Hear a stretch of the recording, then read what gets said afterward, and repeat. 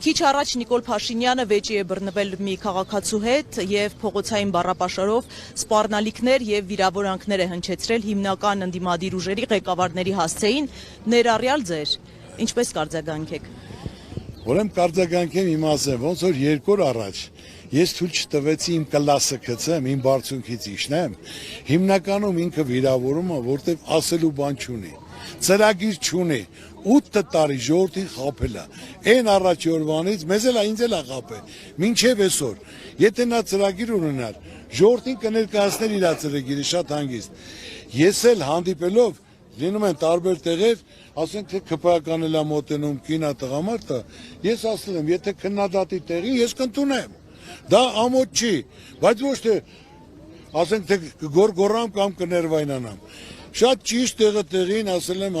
ԿՊԱ-ական ջան, քույրիկ ջան, ճիշտ բացատրել եմ եւ նրանք շատ գոհշնորհակալ ներողություն խնդրելով գնացել են, հիմնական խնդիրը մեզ ներ է ուզում քաշի, այդ ուղղությունը փոխելու համար,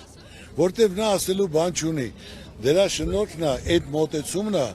մեր ղեկավարի, որ մինչև մեր դաշնակիցների, մեր թշնամիների այդ ձևը բանակցե, որ այսօրին ենք, զոհերը տվել ենք, տարածքները կորցրել ենք եւ այսօր կորցնելով գնում ենք, երեք էլ հայտարարեց, որ 3 շրջան հələ պետք է հանձնի եւ այդպես գնալու է, դա խաղաղություն չի, խաղաղությունը երբ փաստաթուղթ լինի,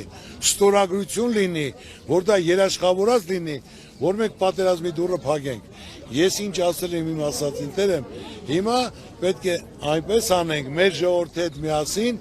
որ ինքը հունիսի 7-ից հետո գնա հանգստի, թե չէ այս վիճակը շարունակելը նույնը ճակատագիր է Հայաստանն արժանանալու ինչ որ Արցախը արժանացավ։ Մենք պետք է կարողանանք միասնական